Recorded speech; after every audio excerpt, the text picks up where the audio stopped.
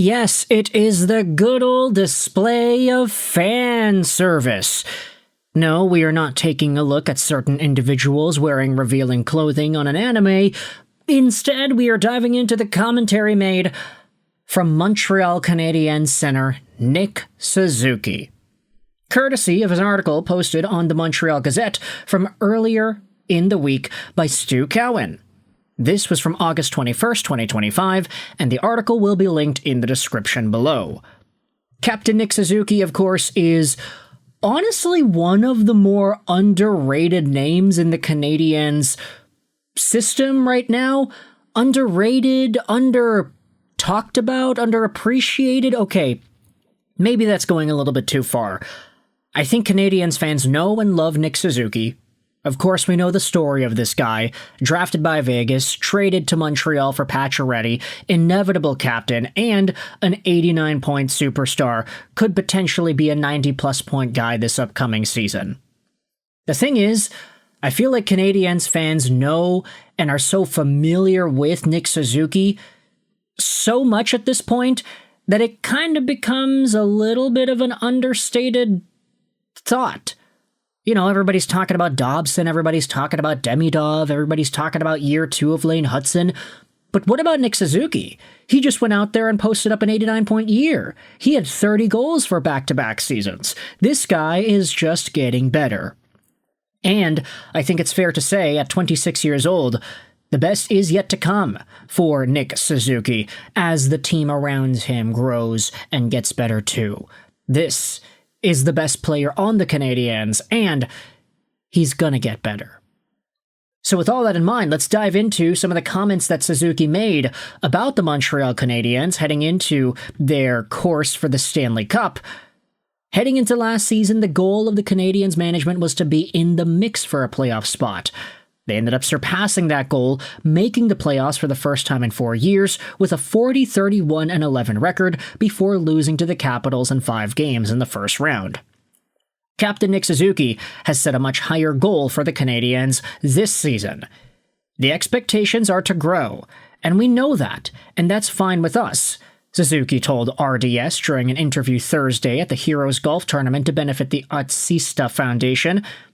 We all want the same goal at the end of the day. We want to be challenging for the Stanley Cup. So I think from now on, that's pretty much going to be our goal. Suzuki also told reporters at the golf tournament that the Canadiens had higher expectations for the team heading into last season than management, as well as the media and the fans. And that, of course, is really great to hear. I mean, obviously the Montreal Canadiens didn't have the best 2023-2024. It's why they were in the mix to draft Demidov in the first place. But they were all aiming for a playoff berth the upcoming season. Maybe not to fully make it, not to stranglehold the top 3 spot in the division or anything, but just to be in the mix. But the players went out there and were thinking, yeah, no, we can be a little bit better than that. And I admire that ambition to go from near the bottom in 24-25, or excuse me, in 23-24, to actually contending and being a playoff team in 24-25. That's pretty good. Very, very good enthusiasm for the Canadiens and their goals. Look at his pup Ruby there. What a beautiful little dog. The article then dives into some of the other conversations about him, Suzuki, getting married and having his dog, Ruby. It's been fun. Got to see a lot of people too, so it's been a good summer for me, the captain goes out there and says. He then talks about all of the guys that are sticking around in Montreal during the summer and skating together at the team's practice rink in Brossard.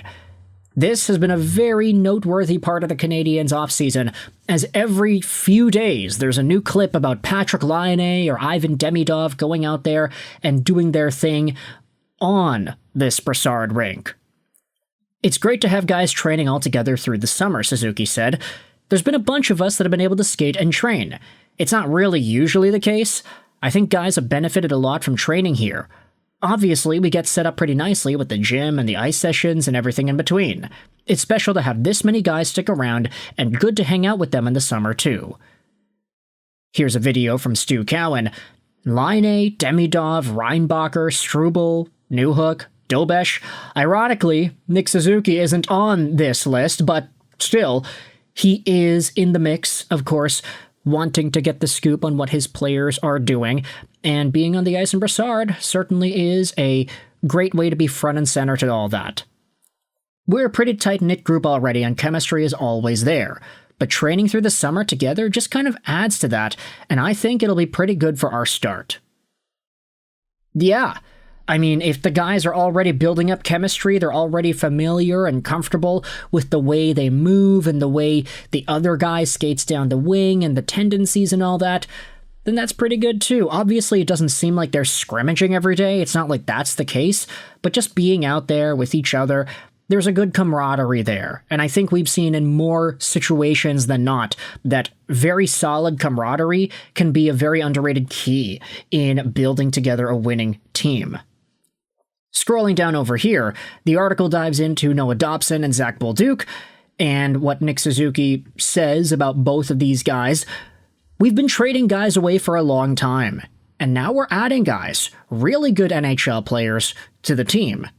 It's exciting for everyone. Talking to Dauber and Bolduc coming in, they're really excited to join the group. It's an exciting time for the Canadiens, and I think the players and the fans can see that, and we're just excited to get the season going. Good point, eh? Montreal has been sellers the past few years, and it makes sense considering the guys that they would trade away in this time. Older, more veteran names. Some guys stuck around, like David Savard, for example, but for the most part, these older guys inevitably got traded. I mean, we're all talking about Carey Price inevitably getting moved. Shea Weber got moved earlier as well. Now the Canadiens are in a spot where they're finally starting to grab guys. Patrick Laine last year, Noah Dobson and Bolduc this year. Lots of excitement for the Canadiens. Suzuki then goes out there and talks about the Olympic orientation camp for Hockey Canada. It's obviously an honor to get invited to that orientation camp, Suzuki said.